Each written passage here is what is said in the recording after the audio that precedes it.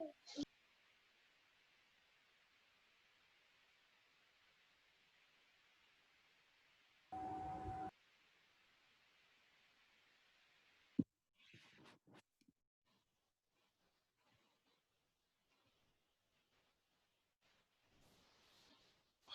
everyone, good evening.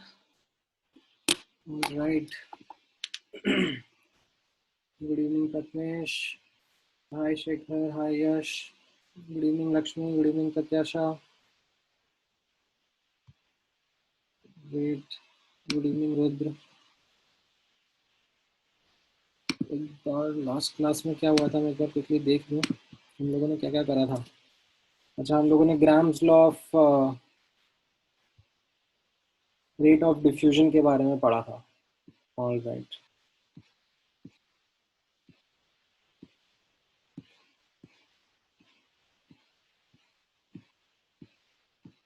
ठीक है। आप लोगों ने, हाँ आई रिमेम्बर, इस पे मैंने एक्चुअली आपको होमवर्क नहीं दिया था, मेरे को थोड़ा सा और पढ़ाना है अभी इसमें। Based on which then I will give you homework. हाँ, सैटरडे को नहीं हुआ था क्लास। सैटरडे को I was travelling, so I was not able to take the class. So we will continue from where we left the last class only. I hope आप लोगों ने DPP के क्वेश्चंस भी ट्राई कर लिए होंगे।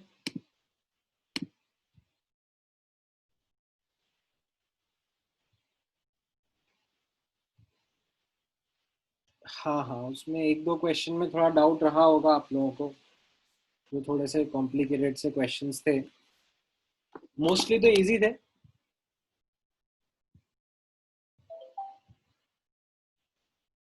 अच्छा, कमिंग सैटरडे को भी क्लास नहीं है क्या?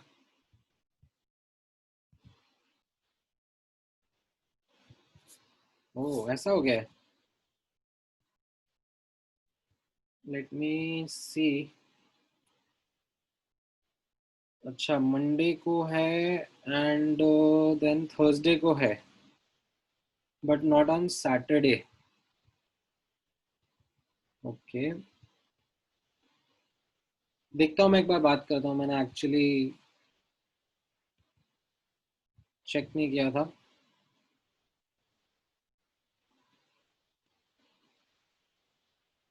थोड़े से चेंजेस हुए हैं इस बार के टाइम टेबल में। सो सैटरडे को यू हैव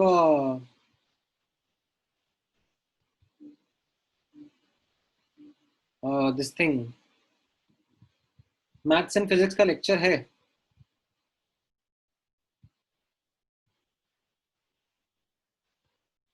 अच्छा,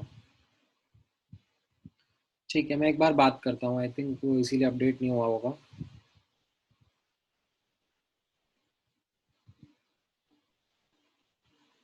ठीक है।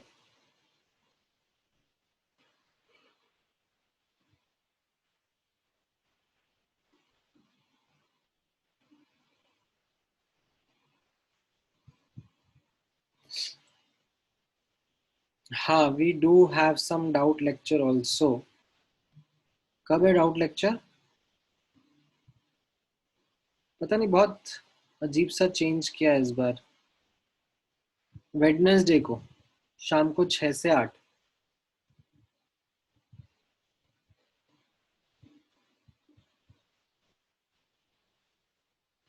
बट इस वाले में भी तो सभी सेंटर के स्टूडेंट्स बैठते हैं। ऑल सेंटर सपोर्ट तो इसी में भी है ही सही।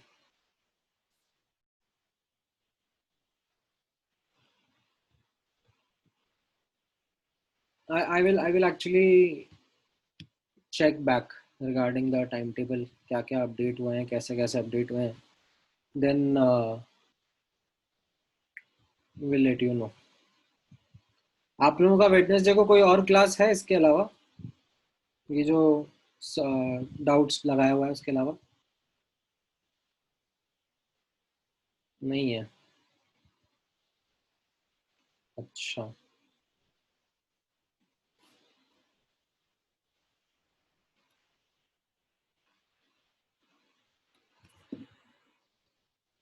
देखते हैं, चलो। ऑल राइट, चलो आज का डिस्कशन तो स्टार्ट करते हैं।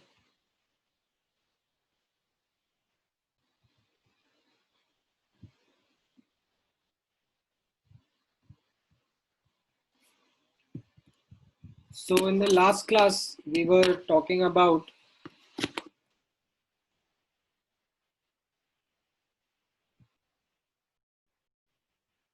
sorry, ये रहा Gram's law of rate of effusion, and towards the end हम लोगों ने इंस्टेंटेनियस रेट ऑफ इफ्यूजन का कॉन्सेप्ट सीखा था. उसके पहले तो actually I think easy easy चीजें चल रही थी which you were able to comprehend well. You were able to understand the problem solving method also, that general form of Gram's law है उसको use करना है.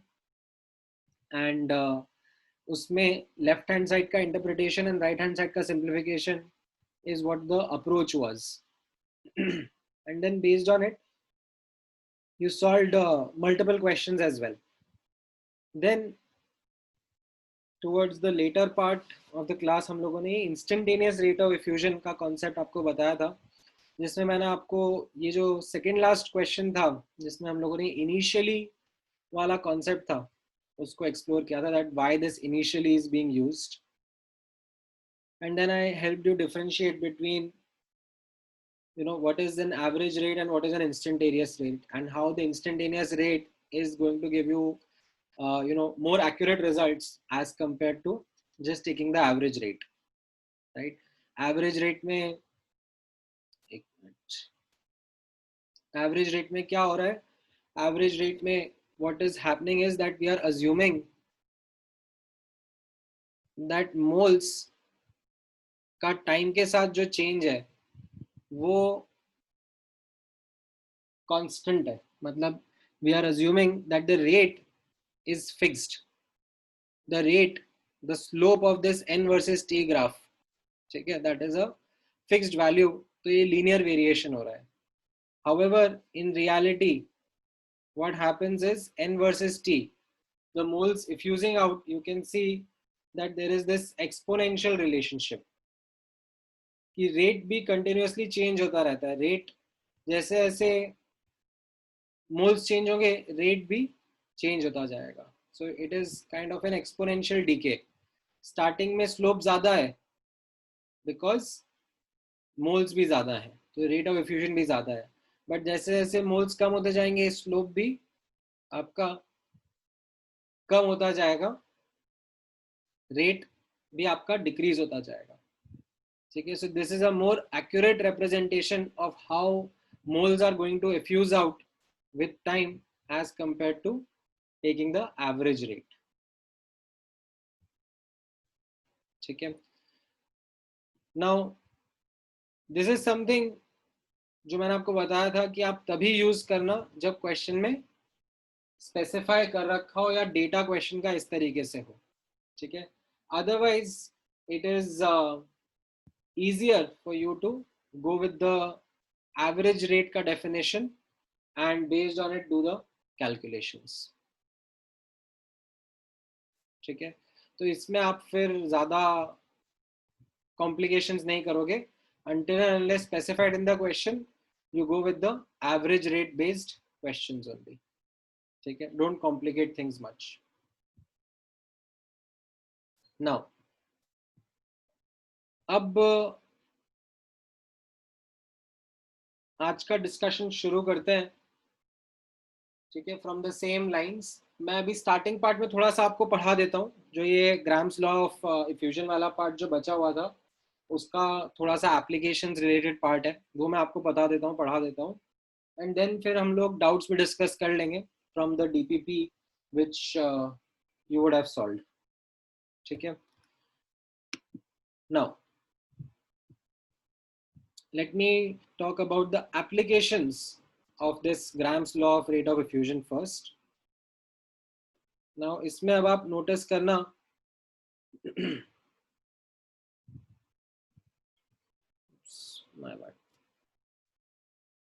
नहीं नहीं, चैप्टर फिनिश्ड कहाँ से होगा भाई, अभी तो शुरुआत हुई है चैप्टर की.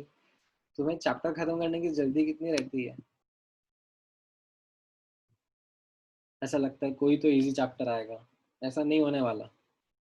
अभी डिफिकल्टी बढ़ती जाएगी.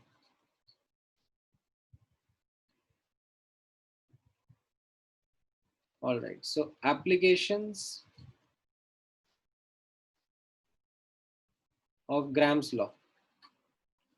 तो यहां पर कॉन्सेप्ट वही रहेगा, ठीक है। However, we will be able to use this to solve certain practical problems. Okay, so पहला application notice करना. Let me bring in the first application. This is something where we talk about separation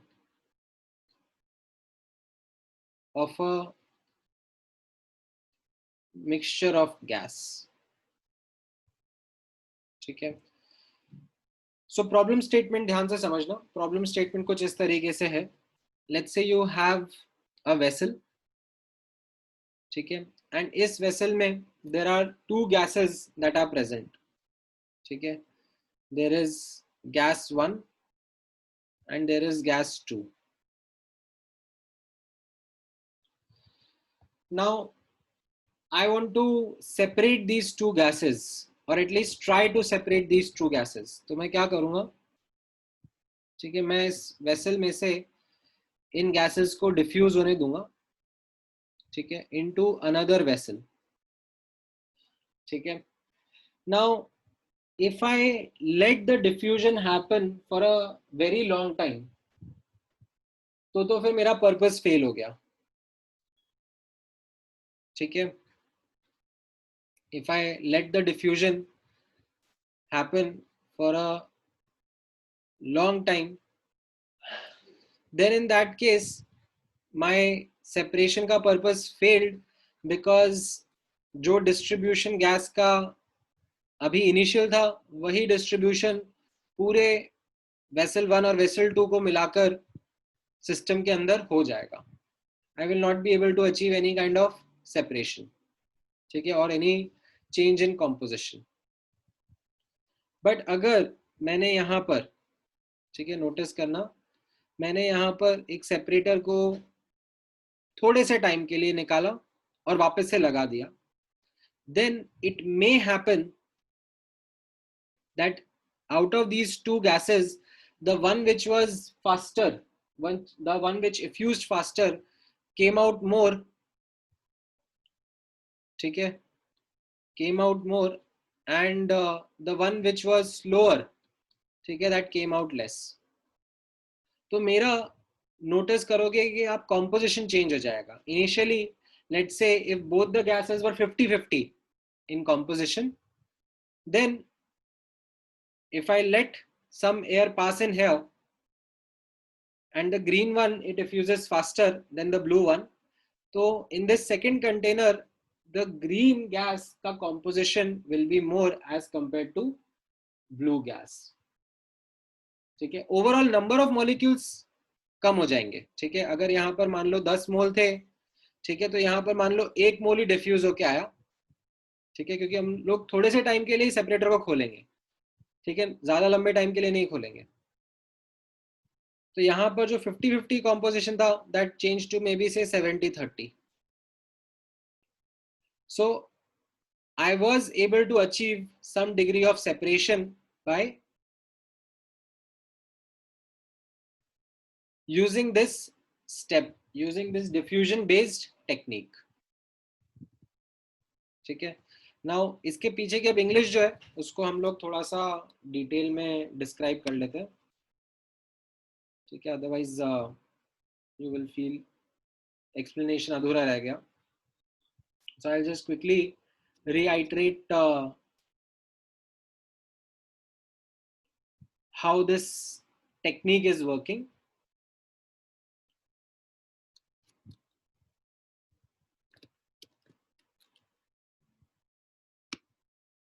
ठीक है, you should be able to grasp this, and then फिर मैं इसको numerically भी detail में explain करूंगा, ठीक है. So the English goes in this manner. Let's say एक कंटेनर है, इसके अंदर गैशियस मिक्सचर है, एक लाइटर और एक हेवियर कंपोनेंट का, and we allow it to pass through several diffusion chambers connected in series, ठीक है. मैंने तो सिर्फ एक का एग्जांपल दिया था. तो उसमें क्या हो जाएगा, ये जो आगे वाले चेम्बर्स हैं उनमें लाइटर कंपोनेंट ज्यादा आता जाएगा, ठीक है, and we will be able to achieve some degree of separation, ठीक है, in the subsequent chamber, subsequent vessels, ठीक है। ये इसका एक ओवरऑल अंडरस्टैंडिंग था, ठीक है। अब इसको डिटेल में मैं वापस डिस्क्राइब करता हूँ, यहाँ पे नोटिस करना, ठीक है, and we will just focus on the first two stages, ठीक है। वेसल 1 से वेसल 2 हम जा रहे हैं, सो ध्यान से ऑब्जर्व करना। Let's say this is vessel 1, ठीक है। इसमें गैस ए प्रेजेंट है और उसके मोल्स है Na1, गैस बी प्रेजेंट है, उसके मोल्स है Na2, ठीक है। And now we allow these gases to effuse out for a limited period of time into another vessel, which is vessel 2. अब नोटिस करना rate of effusion of gas 1, ठीक है। In fact I would rather use the same approach जो हम लोगों ने पहले देखा था, ठीक है। That is rate of effusion is dependent upon these factors, ठीक है। बट यहाँ पर अब मुझे सिंप्लीफिकेशन करना रहेगा, तो मैं बोलूंगा moles diffused upon time taken, ठीक है। That will be my interpretation of rate, moles diffused upon time taken, and मेरे जो फैक्टर्स रहेंगे उनका सिंप्लीफिकेशन रहेगा P बाय रूट एम। क्यों? क्योंकि एरिया ऑफ क्रॉस सेक्शन तो सेम ही है, टेम्परेचर भी सेम ही है, ठीक है। पार्शियल प्रेशर अलग अलग रहेगा क्योंकि मोल्स इनके अलग अलग रहेंगे, ठीक है। सो यहाँ पर नोटिस करना delta N upon T of gas A upon delta N upon T of gas B will be equal to pressure of gas A upon pressure of gas B into square root of molecular weight of B upon molecular weight of A, ठीक है। अब notice करना time taken तो same है, ठीक है। हम लोग एक पर्टिकुलर टाइम के लिए सेपरेटर को खोलेंगे और फिर क्लोज कर देंगे, ठीक है। तो जो ये मोल्स डिफ्यूज हुए, ठीक है, डेल्टा N जो मोल्स डिफ्यूज हुए, I can call them as the moles that are present in the second vessel, ठीक है।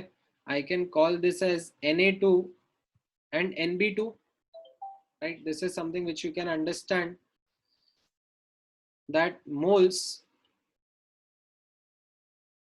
diffused from first vessel, ठीक है, are the moles present in second vessel,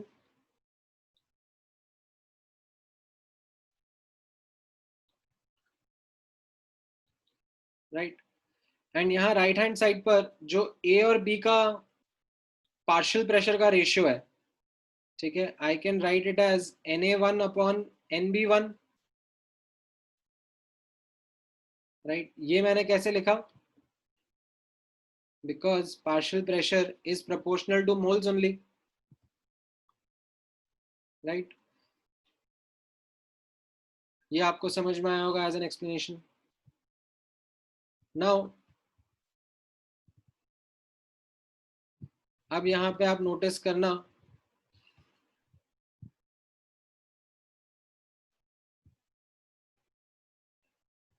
this will be into mb upon ma.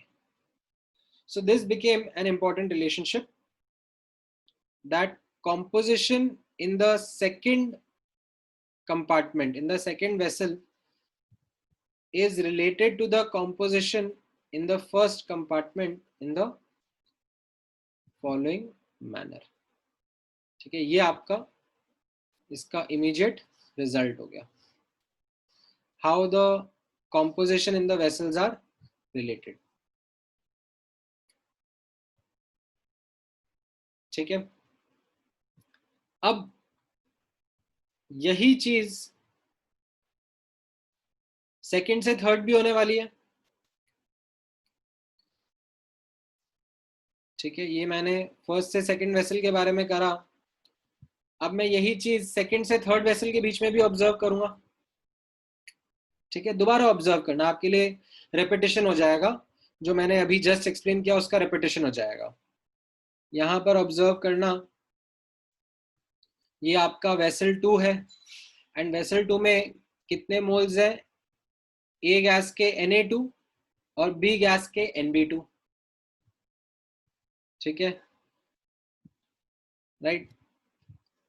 So you have these two gases। ठीक है, there is gas A and gas B।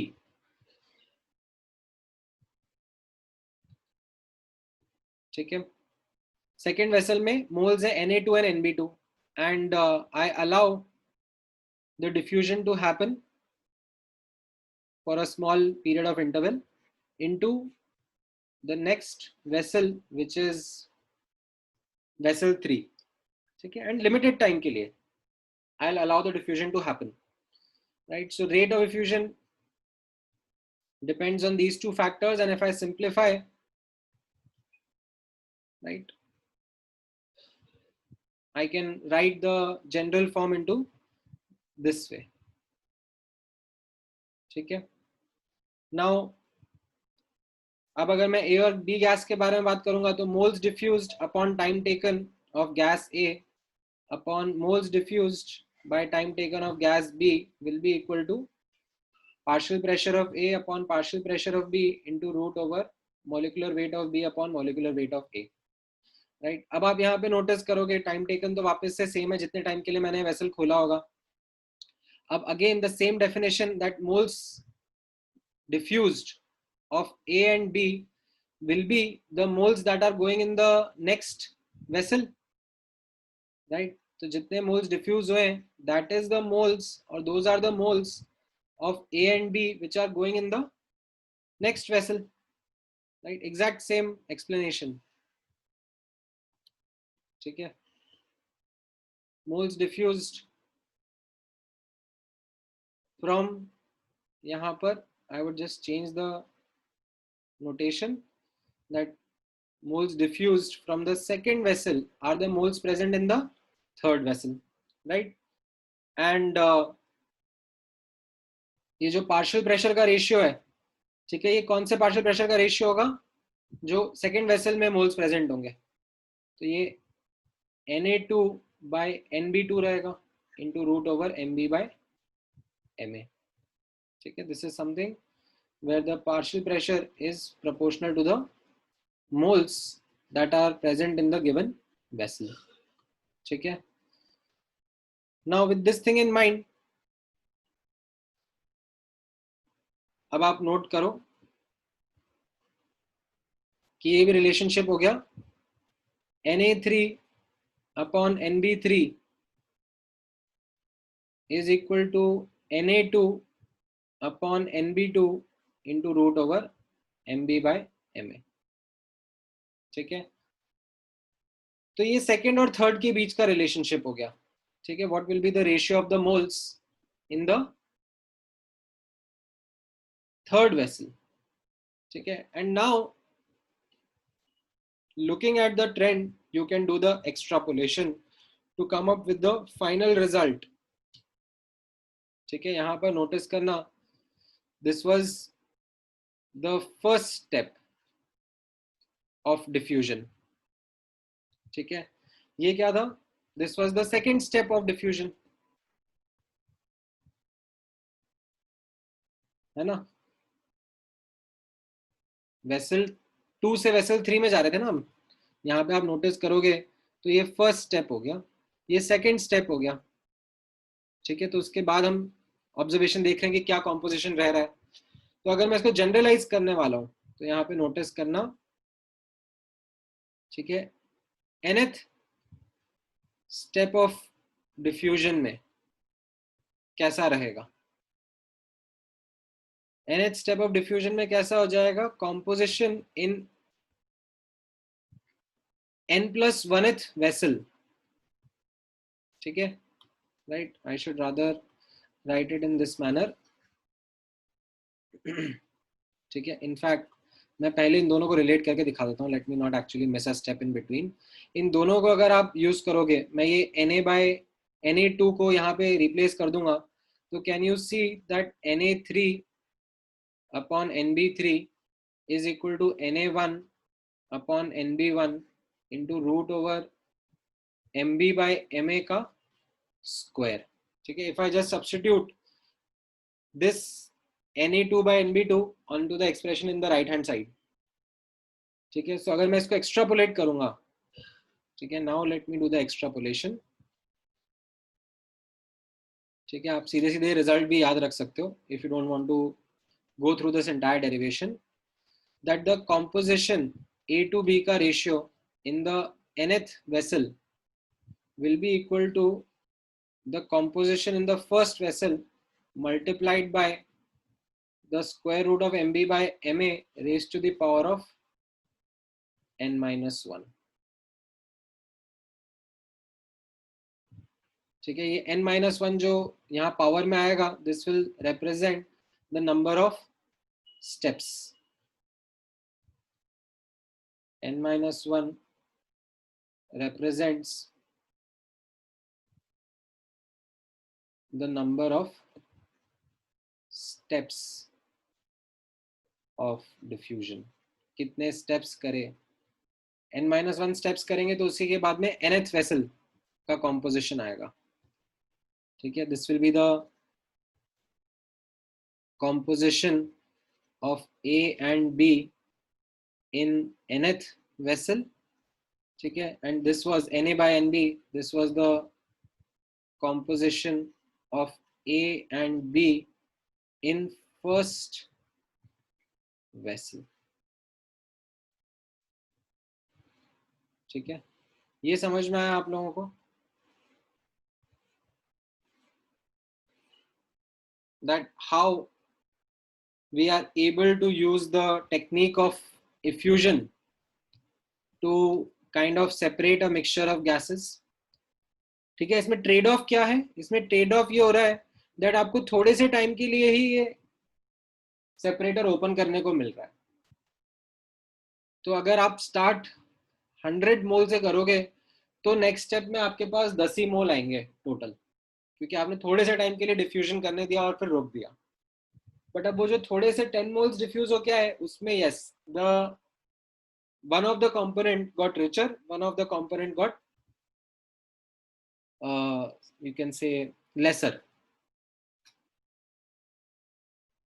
So this is an application of Graham's law, separating a mixture of gases.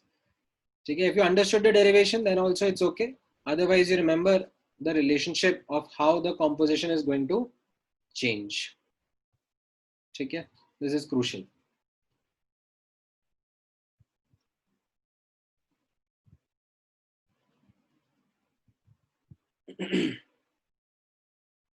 हाँ, तो इसमें हार्दिक का question है, is the time of opening to be same in all the steps? नहीं, ऐसा कोई compulsory नहीं है. ठीक है, क्योंकि क्या होगा यहाँ पर ना, जिस भी स्टेप में टी रहेगा, ठीक है, वो कैंसिल आउट हो जाएगा पहले ही. तो ऐसा कंपलसरी नहीं है कि फर्स्ट स्टेप का टी और सेकंड स्टेप का टी सेम हो. It is not at all necessary.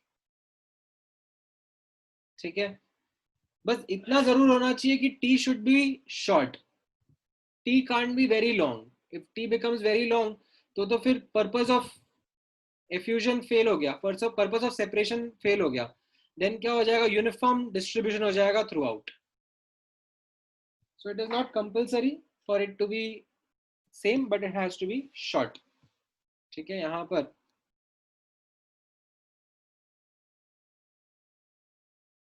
ठीक है, इज अलाउड टू पास.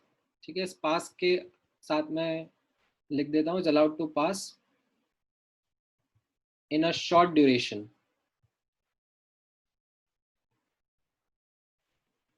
ठीक है, through several diffusion chambers which are connected in series.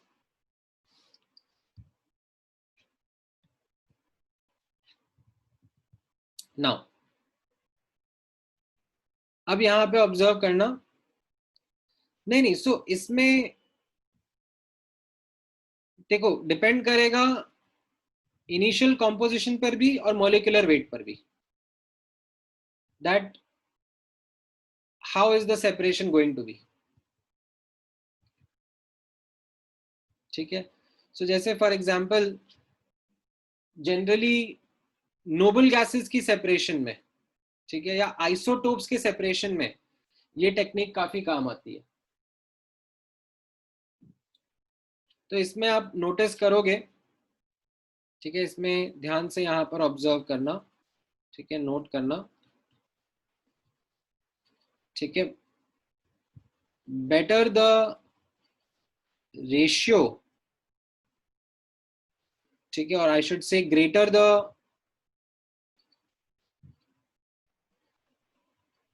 Ratio of molecular weight of gases, ठीक है, बेटर इज द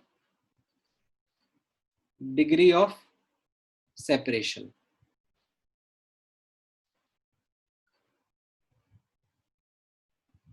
ठीक है, this is an important note which will be something that you can understand from a question like this। ठीक है, आप यहाँ पे observe करना, let's say I have a question जिसमें I ask you that which of the following mixture can be better separated by this technique of effusion। तो उसमें जहां पर gases का ratio of molecular wait better होगा, वहां पर डिग्री ऑफ सेपरेशन ज्यादा अच्छा आएगा। ठीक है, जैसे यहाँ पर ये क्वेश्चन है, which pair of gases can be separated more easily। ठीक है, what do they mean by more easily? ठीक है, that is lesser number of steps required। ठीक है, कम नंबर ऑफ स्टेप्स में ही काम हो जाए जिसका। तो यहां पर आप रेशियो देखोगे, वो मैटर करेगा। ठीक है, ratio of molecular weight is what is going to matter, not the difference in the molecular weight. यहाँ पर ये रेशियो 4/2 रहेगा। ठीक है, यहाँ पर ये रेशियो 20/16 का रहेगा। यहाँ पे रेशियो आप नोटिस करोगे तो 18/16 का रहेगा। यहाँ पर अभी फ्लोरीन फ्लोरीन का एटॉमिक मास होता है 19, सो 19 इंटू 6 प्लस 235, ये 349 रहेगा इसका, राइट, एंड इसका 340 कितना हो जाएगा ये, अच्छा ये एक्चुअली 349 रहेगा, और यू 238, ये 352 हो जाएगा। ठीक है, तो इसमें which has got the better ratio, definitely the one with the better ratio is going to be able to be separated more easily। ठीक है, don't go for the difference in molecular weight नहीं matter करेगा, ratio of molecular weight is what is going to matter। ठीक है, तो जितना अच्छा ratio रहेगा उतना इजीली हम लोग सेपरेशन करा पाएंगे। कैसे? You can see from this formula itself, better the ratio, ठीक है, better will be the change in composition. ठीक है, सो this is something which is a technique which, or you can say, is an application of Gram's law of diffusion, जिससे we are able to separate। ठीक है, 100% separation नहीं achieve हो पाएगा इसमें। ठीक है, इसमें एक और नोट आप ये भी लिख लो साथ में। ठीक है, बिकॉज आप देख सकते हो कि 100% सेपरेशन के लिए ये n को इनफाइनाइट होना पड़ेगा। ठीक है, 100% सेपरेशन नॉट पॉसिबल। ठीक है, तो हम पूरा पूरा तो सेपरेट नहीं कर पाएंगे।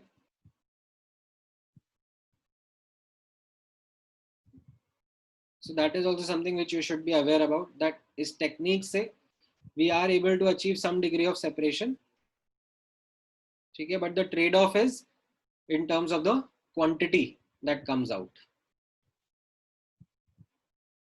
ठीक है,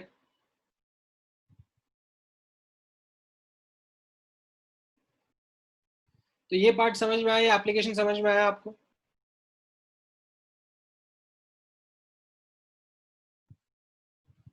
this is application of Graham's law of effusion.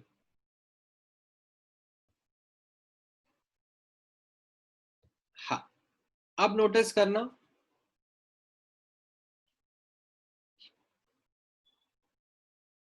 एक और एप्लीकेशन रहेगा विच इज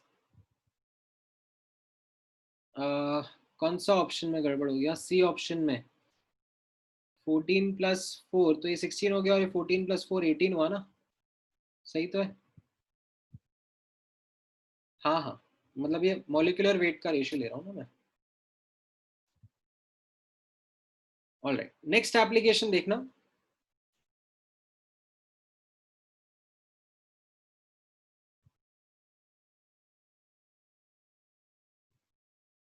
हाँ, नहीं अपन यश उसको कर सकते हैं, बट आप जो बता रहे हो ना उससे और कॉम्प्लिकेट हो जाएगा.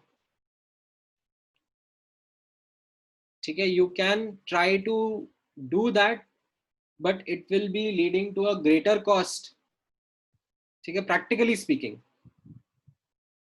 स्पीकिंग टेम्परेचर, प्रेशर, इनको मैन्युपुलेट करना, इनको मॉनिटर करना काफी डिफिकल्ट होता है एज कंपेयर टू वेसल के बाद वेसल लगा देना. This is relatively easier to manage as compare to monitoring that. ठीक है, तो ये ज्यादा इकोनॉमिकल भी पड़ता है. That you just allow the gases to diffuse.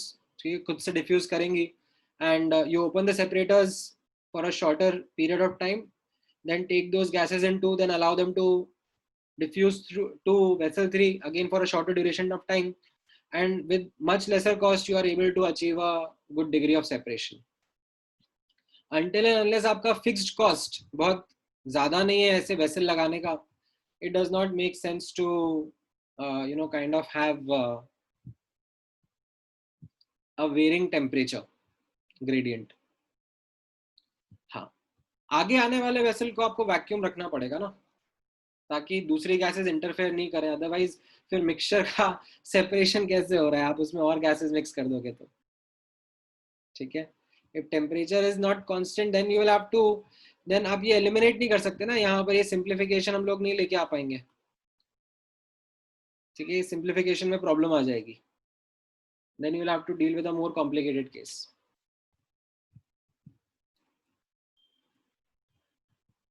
All right, next application observe करना.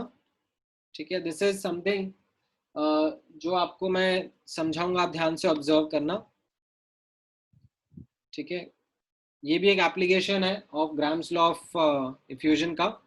सो this is something with which you can calculate और डिटरमाइन composition ऑफ मिक्सचर. ठीक है, तो आप एक गैशियस मिक्सचर का कॉम्पोजिशन भी बता सकते हो if you are able to measure and compare the rate of effusion.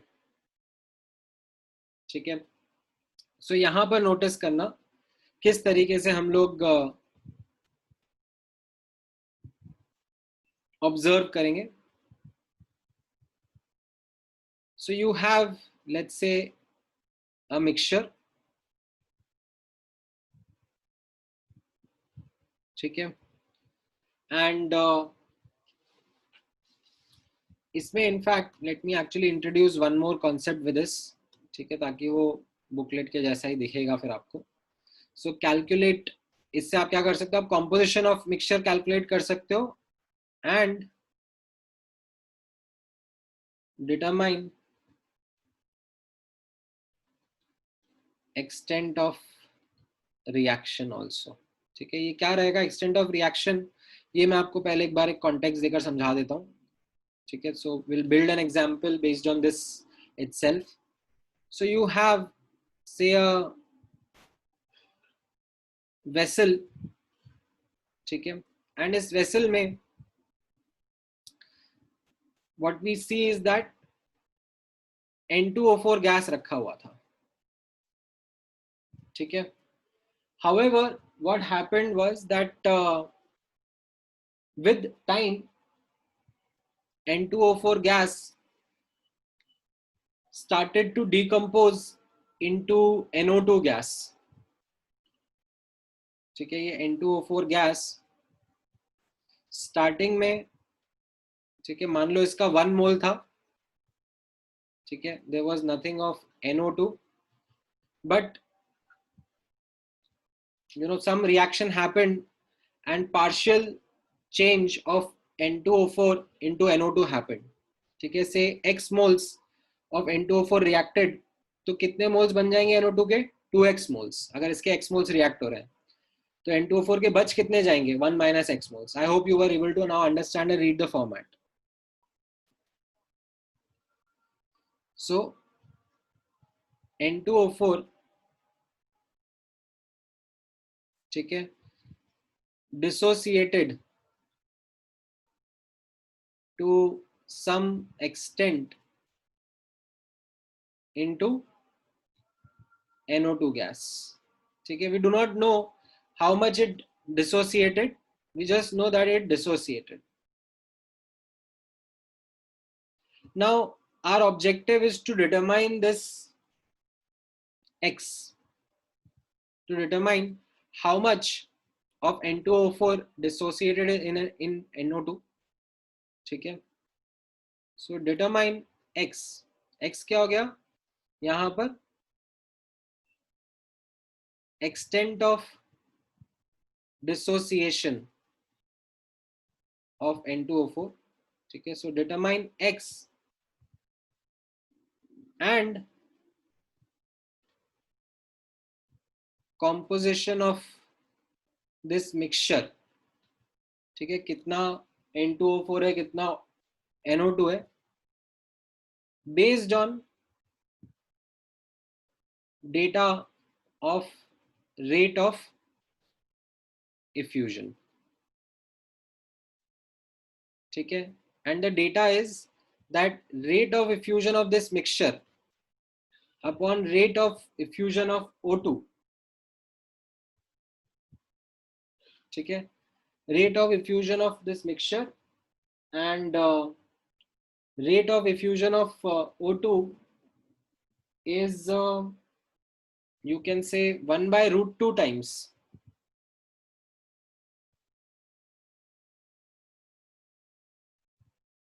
ठीक है, under same pressure, temperature and cross sectional area condition. ठीक है, तो मैं एक बार क्वेश्चन दोबारा आपको एक्सप्लेन कर देता हूं. दैट मेरे पास एक वेसल था, ठीक है, इस वेसल के अंदर मैंने N2O4 गैस रखी थी, but with time N2O4 gas decomposed into NO2. ठीक है, and it didn't decompose entirely. ऐसा नहीं हुआ कि ये 1 मोल से 2 मोल बन गया NO2 का, पूरा का पूरा डिकम्पोजिशन नहीं हुआ. ठीक है, कहीं बीच में आके ये रिएक्शन रुक गया. हमने ऐसे ही रिवर्सिबल का साइन इसीलिए बनाया हुआ है यहाँ पर कि इसमें से मान लो कुछ x मोल्स डिकम्पोज हुए और 2x मोल्स NO2 के फॉर्म हो गए. Now objective is to determine this x, कि कितना N2O4 कितना NO2 में कन्वर्ट हो गया है. एंड उसके लिए what we have as a technique, ठीक है, there can be many techniques to work with this to find out x, but one of the techniques that we have is the rate of effusion. ठीक है, and what we see is that this rate of effusion is 1 by root 2 times the rate of effusion of oxygen gas, ठीक है, under same pressure, temperature and cross sectional area. ठीक है, now अब इसको हम लोग सॉल्व करने की कोशिश करेंगे. ठीक है, so with this we are going to be able to now determine the value of x और the composition of this mixture. ठीक है, नोटिस करना किस तरीके से. So what happens in the booklet, ठीक है, as well as some other books also, there is this incorrect method that has been given. So let me first actually talk about the incorrect method that is given, in which what they do is that they say that rate of diffusion of mixture upon rate of diffusion of O2 is equal to root over molecular weight of O2 upon molecular weight of mixture, which is 1 upon root 2, because PTA are identical.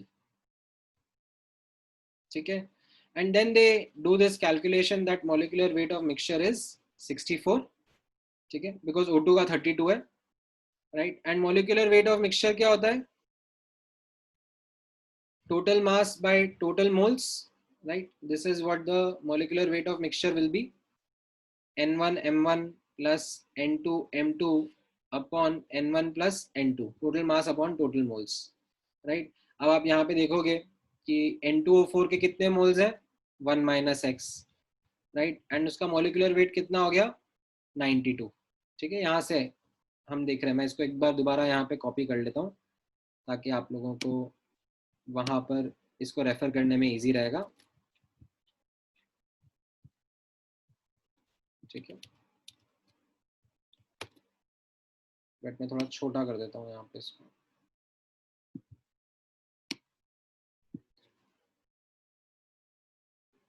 ठीक है, N2 moles कितने रहेंगे NO2 के? 2x moles हैं और उसका molecular weight 46 रहेगा upon total moles 1 minus x plus 2x. ठीक है, इसको आप सॉल्व करोगे तो आपका आंसर आ जाएगा 92 by 64 is equal to 1 plus x. So you will get the value of x. कितना हो जाएगा ये?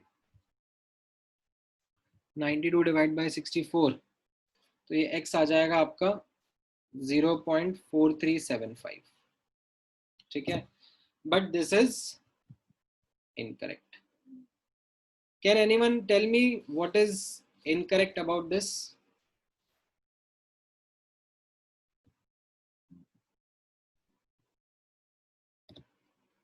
किसी ने ट्राई करा ये मेथड, मतलब as in किसी को क्लिक करा हो ये method and they started to solve via this method?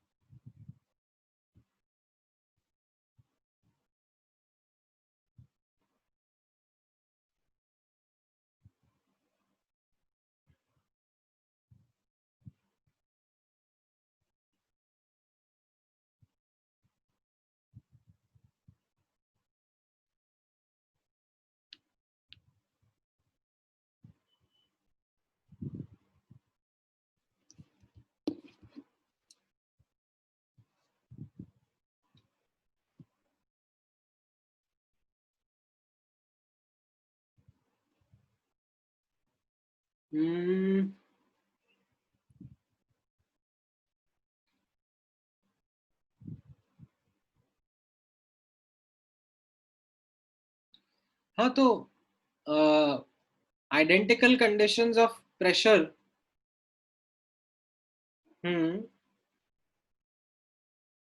ये मतलब फाइनली बोला जा रहा है, मतलब जो मिक्सचर है ना, जब मिक्सचर बन गया है उसका प्रेशर और O2 का प्रेशर सेम है.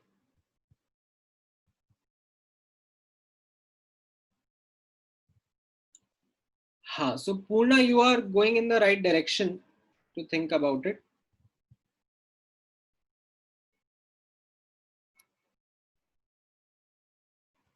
राइट, हाँ पृथ्वीराज, तुमने भी सही सोचा है.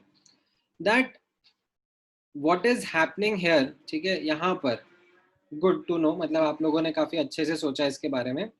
द गड़बड़ दैट इज हैपनिंग इज, ये जो under same pressure temperature conditions है, ये ओवरऑल मिक्सचर और O2 के लिए है. ठीक है, तो ठीक है, हम ये मान सकते हैं कि चलो ओवरऑल मिक्सचर का और O2 का प्रेशर सेम होगा, दैट्स ओके.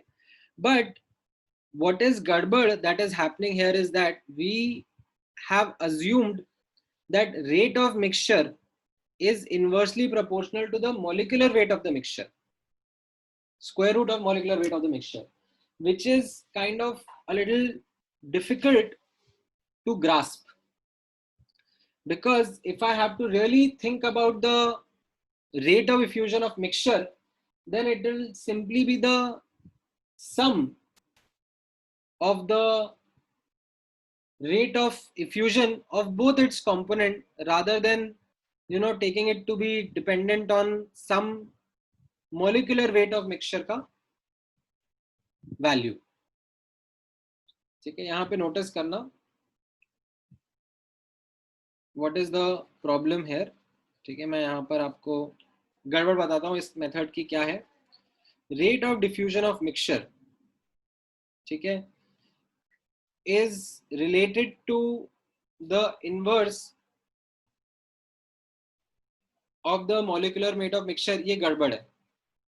ठीक है, rather rate of diffusion of mixture should be equal to rate of diffusion of NO2 plus rate of diffusion of N2O4. ठीक है, this is what should be the correct interpretation. जैसे for example आप visualise करने की कोशिश करो ना. Let's say you had a box, ठीक है, जिसके अंदर there are these two gases. ठीक है, एक तो ये ब्लू डॉट्स है, ठीक है, एंड ये ग्रीन डॉट्स है. ठीक है, and then you poke the hole in this vessel and you allow gases to come out. ठीक है, कुछ रेड डॉट आए, कुछ ब्लू डॉट आए. ठीक है, तो how will you describe the rate of diffusion of mixture? Is it going to be some average of the two rates? The answer is no. It is simply the sum of the rate of NO2 का diffusion plus rate of N2O4 का diffusion. कि in a given time interval कितने moles NO2 के diffuse out करे, and in that same given time interval कितने moles of N2O4 diffuse out करे. It is not some kind of a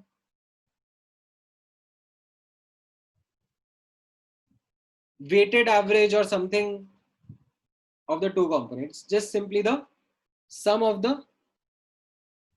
individual rates. ठीक है, now ठीक है, ये करेक्ट अब हम अंडरस्टैंडिंग डेवलप कर रहे हैं, तो अब हम करेक्ट मेथड की तरफ फोकस करेंगे. What will be the correct method of solving this question?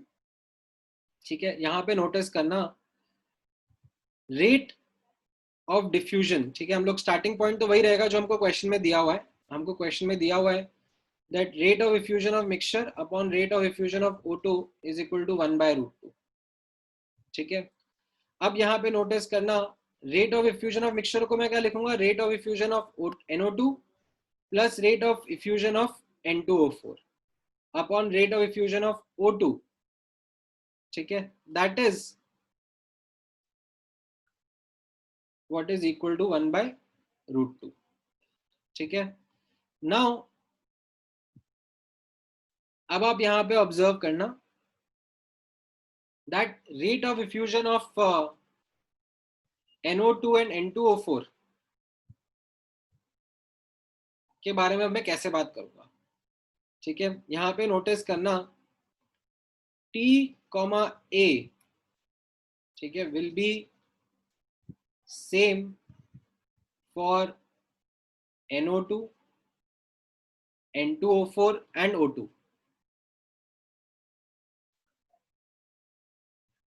ठीक है, however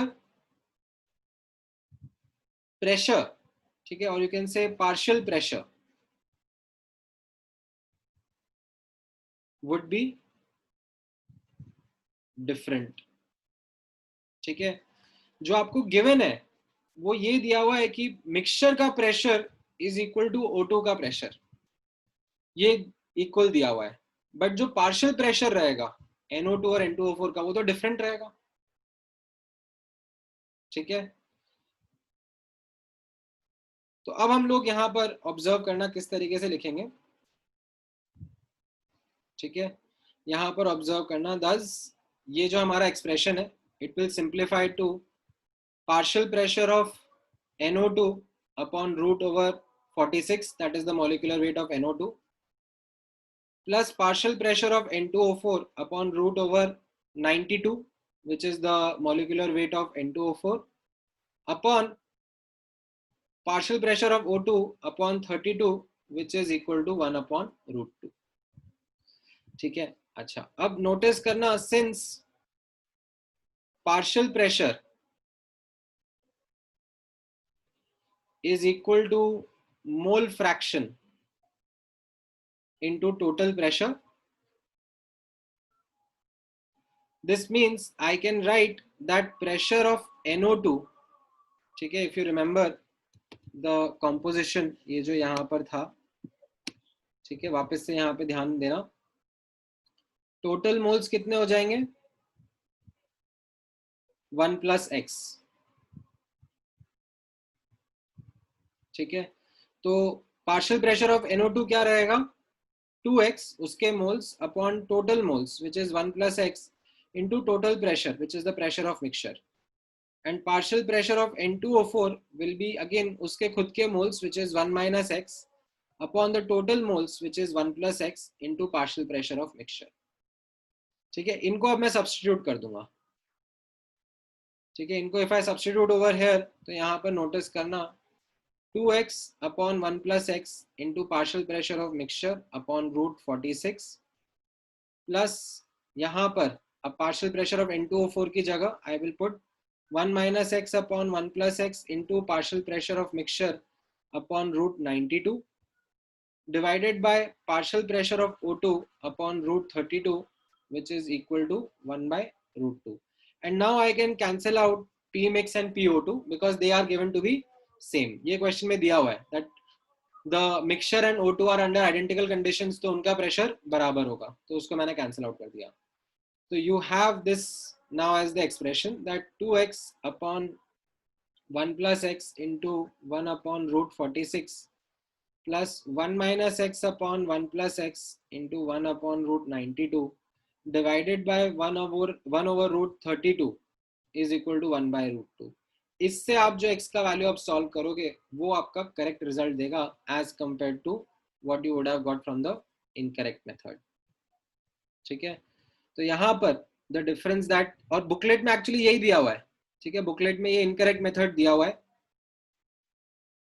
ठीक है, the actual method is something which is, or the correct method is actually the one जहाँ पर we don't take the rate of diffusion of mixture as some weighted average but a simple addition of the rates of the two gases and then take their partial pressure into account while writing their rate का expression. ठीक है, हाँ, इससे answer definitely different आएगा and the one which comes from the second method is going to be the correct one. ठीक है, तो ये डिफिकल्ट कॉन्सेप्ट है. ठीक है, ये दोनों जो एप्लीकेशन वाले पार्ट है जो मैंने आपको बताया है आज, application of Graham's law of diffusion, ये दोनों सिर्फ और सिर्फ एडवांस के पर्सपेक्टिव से ध्यान रखना. ठीक है, मेंस के पर्सपेक्टिव से ठीक है, you just focus on the formula and result only.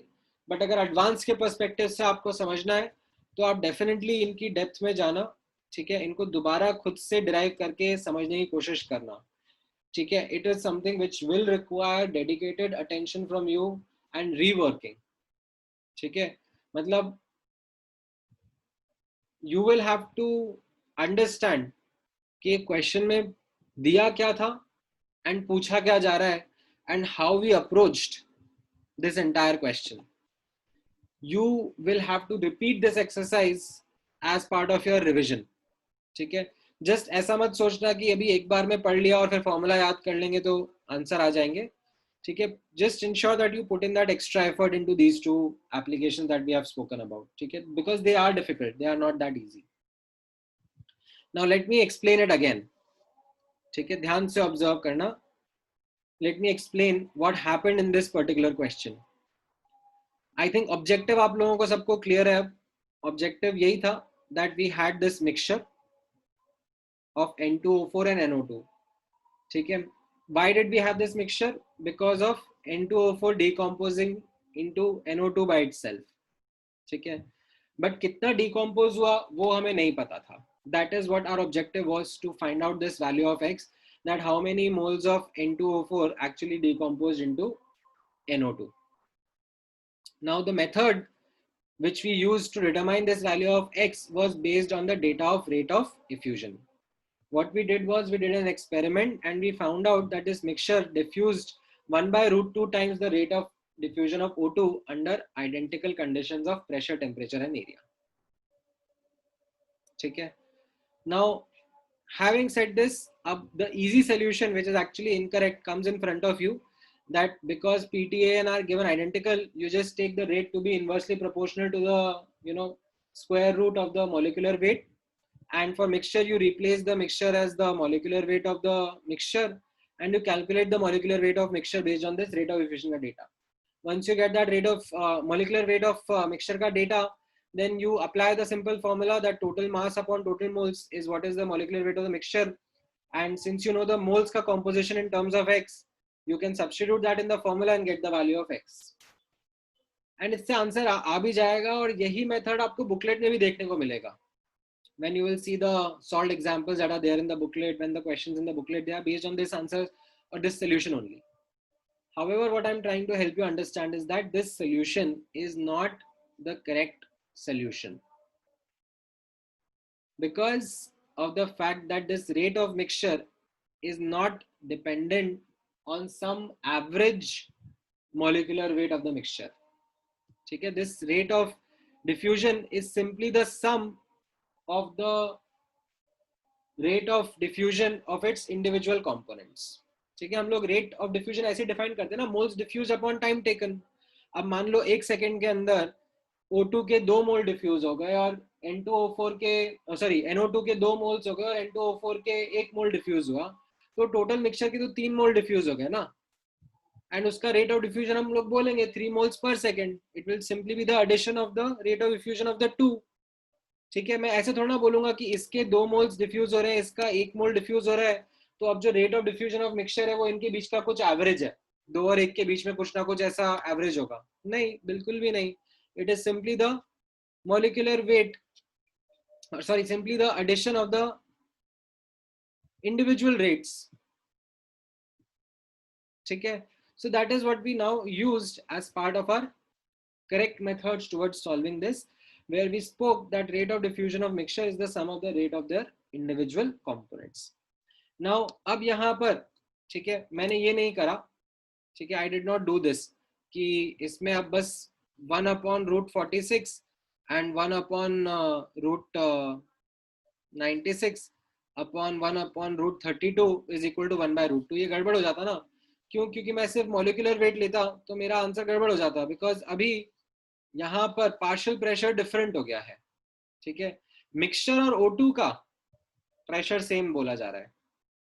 ठीक है, partial pressure of mixture and partial pressure total pressure of mixture and pressure of O2 is same, but the partial pressures would be different. ठीक है, because the partial pressures would be different, so we take that into account.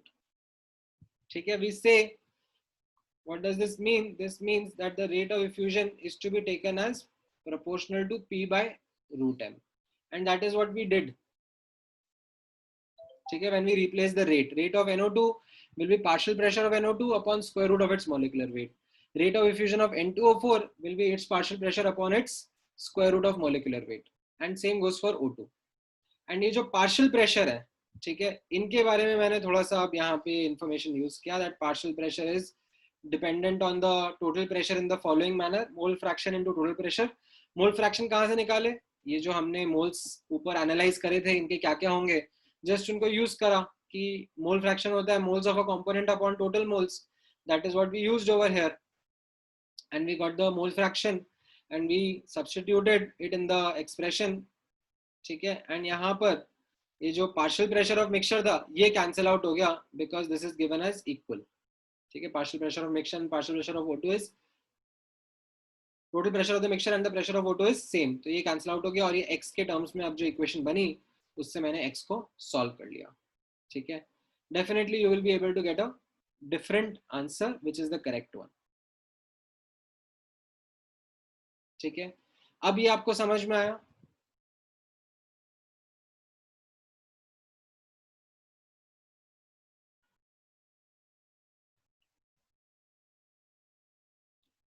All right, ठीक है। And जिन जिनको अभी भी, ठीक है, थोड़ा सा डाउट है इसमें कि पूरा ग्रास्प नहीं हुआ है, ठीक है, I will be again more than happy to discuss your doubts, but only when you become very specific. ठीक है, थोड़ा सा आप एक बार एफर्ट डालना खुद से, try and understand by yourself कि ये क्या करा जा रहा है स्टेप बाय स्टेप, एंड उसमें फिर आप मुझसे पूछोगे कि सर स्पेसिफिकली ये पॉइंट नहीं समझ में आया कि आपने ये क्या बताया है, then it will be a more constructive discussion, ठीक है, rather than you coming with a blank face saying that कि सर पूरा समझ में नहीं आया, ठीक है, बिकॉज ऐसा नहीं है कि पूरा नहीं समझ में आता, there are some parts which you are not able to understand, so you put in that effort to understand the question partially and then ask me specific part कि ये चीज नहीं समझ में आई, ठीक है, and based on this you will be able to get the correct answer, ठीक है। तो ये दो एप्लीकेशंस थी, ठीक है, which are one is this separation of a mixture of gas and the other was this calculation of composition of a mixture, ठीक है। Now this is something which as I said is primarily from the perspective of advanced, इस पर main से कुछ खास question नहीं बनते हैं, ठीक है, and this is slightly difficult, it is not that easy कि आपने ये पढ़ा और हो गया, ठीक है, इसमें थोड़ा एफर्ट लगेगा।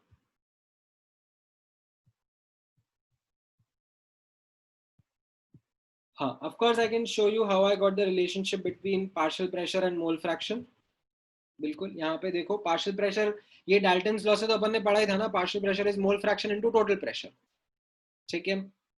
तो मोल फ्रैक्शन क्या होता है, moles of a component upon total moles, so NO2 के मोल्स कितने हो गए 2x और टोटल मोल्स हो गए 1 + x, तो ये उसका मोल फ्रैक्शन हो गया, एंड टोटल प्रेशर को हम प्रेशर ऑफ मिक्सचर बोल रहे हैं, समझ में आया गुरुदेव?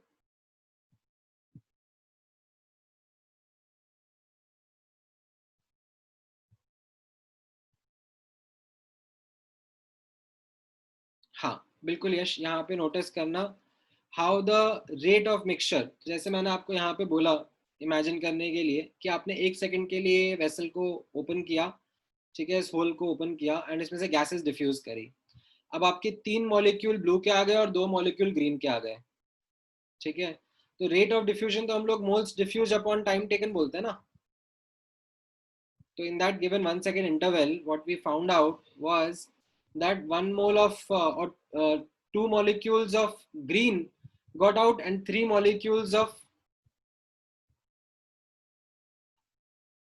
blue got out, तो मेरा मिक्सचर कितना डिफ्यूज आउट हो गया, टोटल 5 मॉलिक्यूल्स हो गए ना पर सेकेंड,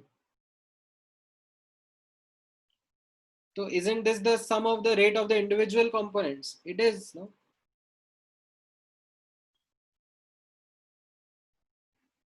अभी समझ में आया यश?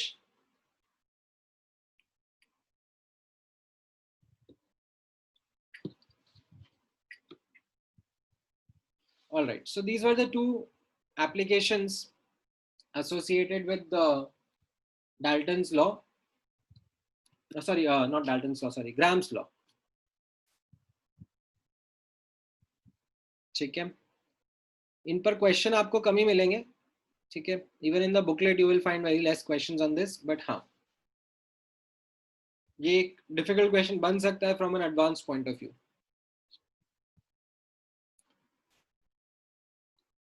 ऑल राइट, आप कैलकुलेट कर लेना ये x का वैल्यू क्या रहेगा, ठीक है, थोड़ा सा मैथ लगेगा इसमें, स्क्वायर रूट्स है तो इसमें थोड़ा कैलकुलेटर रहेगा। नाउ अब आप ऑब्जर्व करना, after these two you know you can say applications, ठीक है, of Graham's law, we are able to understand this part of rate of effusion of mixture. Now what we will do is understand another aspect, ठीक है, about gases which is more onto this part, more onto this line जो हमने यहाँ पर observe करा, ठीक है, reaction होगा और उसमें हमें गैसेस के बीच में रिएक्शन होगा और उसके बीच में हमें एनालिसिस करना होगा. ठीक है, we call that part as eudiometry. ठीक है, so this is again also a tricky part, a slightly difficult part, but something which is a combination of mole concept plus gaseous state. So you should be able to get this comfortably. Okay, if you have practiced mole concept well. So let me bring in this next part. Okay, we call this eudiometry, which is mole concept plus gaseous state. ठीक है, so I will धीरे धीरे introduce difficulty into this. ठीक है, otherwise this is something which you should be able to grasp really well for the simplest questions, but थोड़ा time लगेगा to be able to solve slightly difficult questions in this. ध्यान से observe करना. So when we discuss chemical reactions, when we used to talk about chemical reactions, ठीक है, you used to generally do the analysis in terms of moles. ठीक है, you used to find out that how based on the stoichiometric coefficients, how many moles of a gas get converted from one reactant to say some given product. ठीक है, so if you had say a reaction like this, ठीक है, AA gas plus BB gas is giving CC gas plus DD solid. ठीक है, यहाँ पे ध्यान से नोटिस करना, ये मैंने सॉलिड के बारे में लिखा है यहाँ पर. सो यहाँ पर हम लोग कैसे इसको रीड आउट करते थे. ठीक है, A moles of A consume B moles of B to give C moles of C and D moles of D. ठीक है, so this is how we used to read this reaction. Now notice करना, under constant pressure comma temperature conditions. ठीक है, अगर pressure temperature conditions change नहीं हो रही है तो volume is directly proportional to moles. So we can use this for gases. ठीक है, this is not true for solids. So for gases we can say actually A liters of A, ठीक है, liters या milliliters आप बोलो, consume B liters of B to give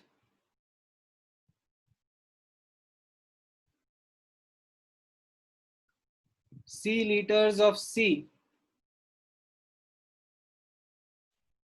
ठीक है, and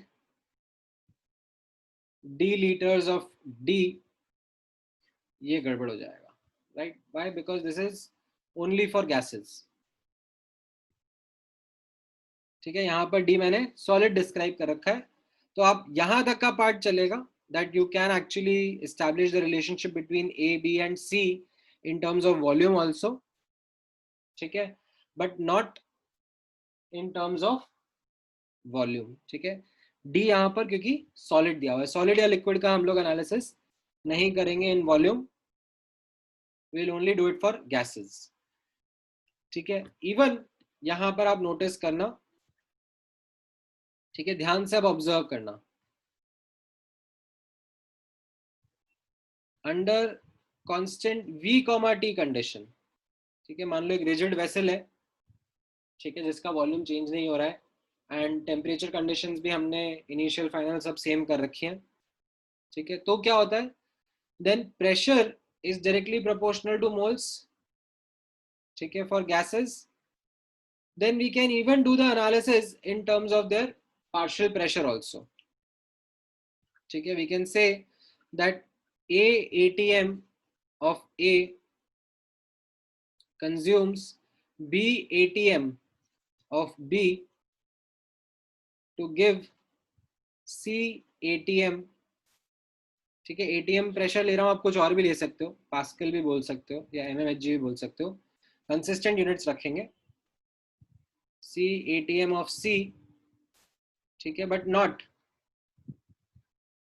D ATM of D, D के लिए नहीं करेंगे, क्यों? Because again the fact is that D is not a gas, but आप गैसेस के लिए पार्शियल प्रेशर में भी एनालिसिस कर सकते हो in case volume and temperature are constant.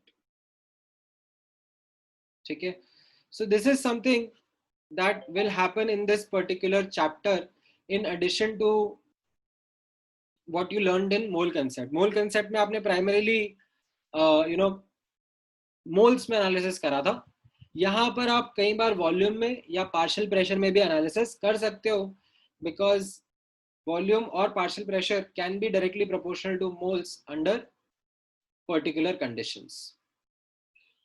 ठीक है, नाउ अभी तो मैंने कैसा किया, ये वेरिएबल के टर्म्स में आपको एक एग्जांपल दिखाया। ठीक है, अब मैं एक्चुअल कुछ स्पीशीज, कुछ रिएक्टेंट्स का डिस्कशन करूंगा तो आपको थोड़ा सा और बेटर समझ में आएगा। ठीक है, let me do it with one particular question and then you will be able to understand situation better। ठीक है, यहां पर ऑब्जर्व करना, I'll give you a simple example to work with। So let's say this is the example।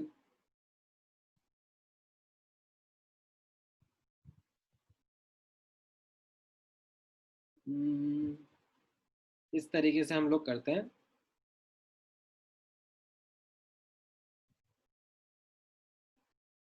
100 ml of N2 is mixed with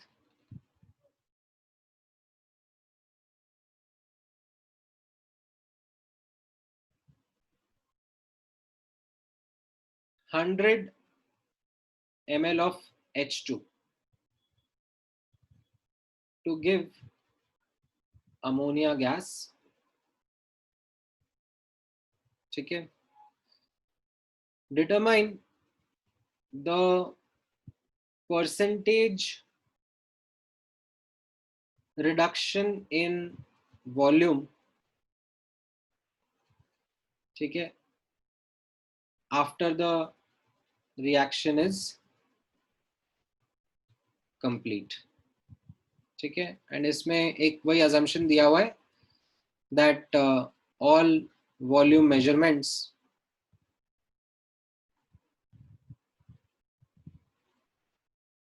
are done at room temperature pressure conditions।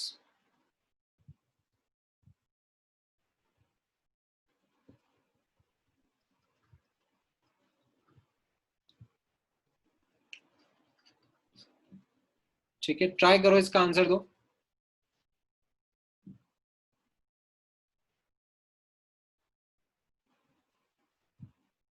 ओ हाँ, मेरे को DP के doubts भी तो लेने थे, मैं तो भूल ही गया। ओहो, it completely skip my mind, मैं तो टॉपिक के फ्लो में ही चला गया। ऐसा करो, मैं डीपीपी का ना एक बार जो दो चार डिफिकल्ट क्वेश्चन थे ना, उनका मैं सोल्यूशन आपको लिखकर भेजता हूँ। ठीक है, एक बार आप वो चेकआउट करो एंड उसके बाद भी अगर डाउट रह जाता है तो फिर अपन लोग नेक्स्ट क्लास में डिस्कस कर लेते हैं।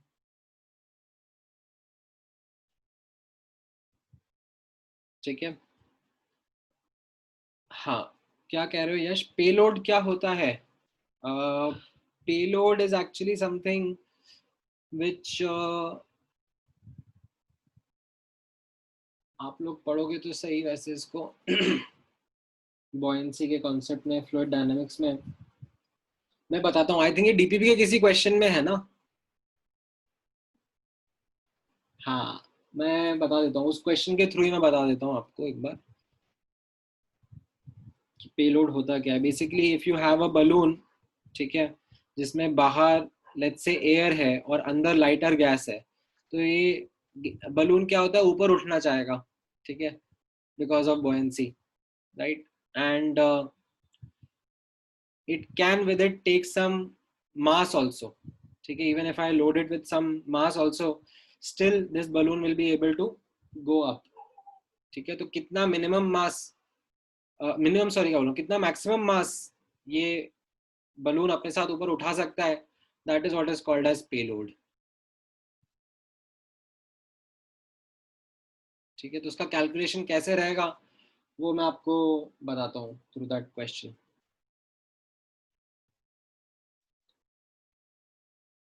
ऑलराइट, इसका आंसर आया किसी का?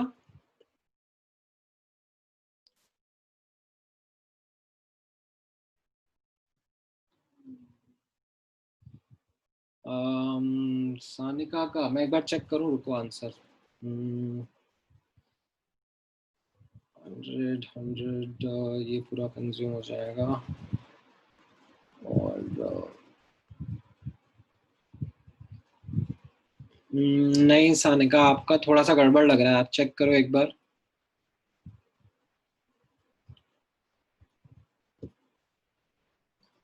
देखो इसमें कैसा रहेगा, ये N2 gas plus 3H2 gas is giving 2NH3 gas. This will be the balanced equation. ठीक है, I hope ये balanced equation आपको लिखनी आती थी. Now in the start, this is 100 ml and this is also 100 ml. ठीक है, there is no ammonia. Now ये फॉर्मेट मैंने आपको सिखाया है, इसमें हम लोग अब आइडेंटिफाई करेंगे. तो H2 आपका लिमिटिंग रिएजेंट आएगा, तो H2 पूरा का पूरा कंज्यूम हो जाएगा. 100 ml ये पूरा कंज्यूम हो गया. N2 कितना कंज्यूम होगा, फिर 100/3, और अमोनिया कितना प्रोड्यूस होगा,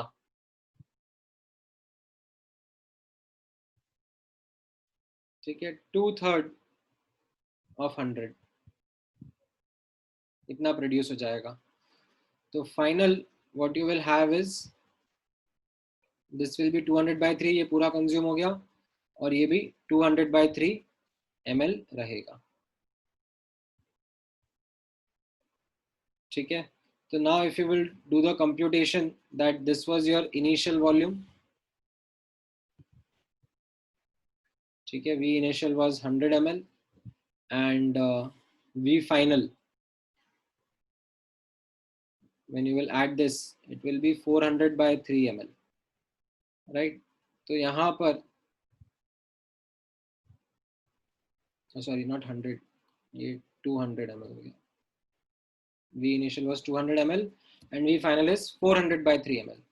तो अब percentage decrease will be what, the change V final minus V initial upon V initial into 100%, right?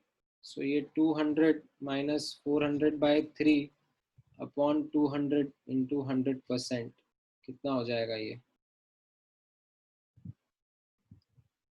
33.33%. This is what the correct answer is. ठीक है,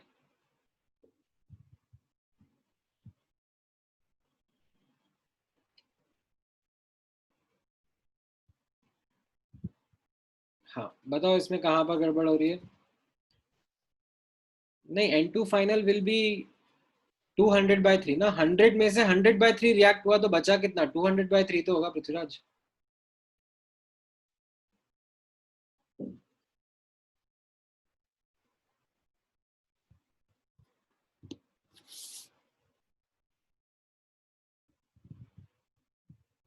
समझ में आया?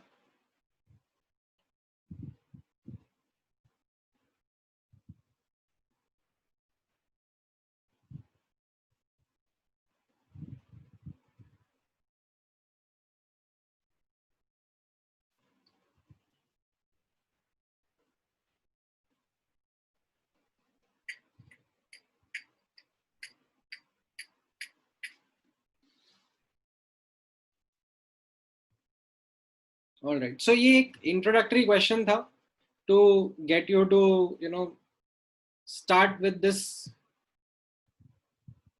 R/P क्या है, reacted और produced है ना. ये मोल कंसेप्ट तुमने मुझसे नहीं पढ़ा था क्या?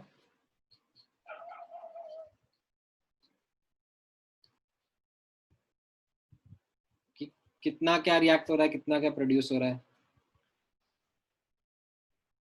मतलब this kind of format helps me to visualize things better and minimize careless mistakes.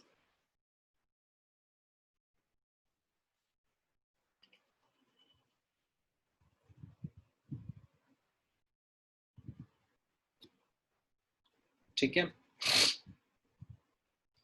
सो इसी पे हम लोग बिल्ड करेंगे अब नेक्स्ट क्लास में भी. ठीक है. where we will go into this detailed concept of mole concept, detailed discussion of mole concept plus gaseous state. ठीक है. तो ये थोड़ा सा अगर आपको रिकैप करना है तो क्विकली एक बार मोल कंसेप्ट का रिकैप जरूर करना. एटलीस्ट ये लिमिटिंग रिएजेंट वाला पार्ट रिकैप जरूर कर लेना. आई होप ये सबको आता है. ठीक है. And then we will go into the details of the questions in this particular sub topic of eudiometry. ठीक है. नाउ होमवर्क मैं आप लोगों को ग्रुप पे भेज दूंगा. ठीक है. एज वेल एज जो मुझे डीपीपी के कुछ सिलेक्ट क्वेश्चंस है जो मुझे पता है कौन से वो डिफिकल्ट क्वेश्चंस होंगे, उनके मैं सोल्यूशंस भी आप लोगों के साथ में अभी शेयर कर देता हूँ. ठीक है. तो फिर आप लोग वो डिस्कस करना, मतलब पढ़ना एक बार, समझना, एंड फिर उसमें कुछ डाउट रहेगा तो फिर हम डिस्कस करते हैं. ठीक है. हाँ. All right. We can close today's lecture. हाँ बोलो यश, क्या डाउट है तुम्हारा एग्जैक्टली exactly? वो डीपीपी वाला क्वेश्चन तो मैं करके भेजता हूँ ना तुमको, एक बार उसको पढ़ना समझना. ठीक है. All right. चलो, thank you guys. Take care. Good night.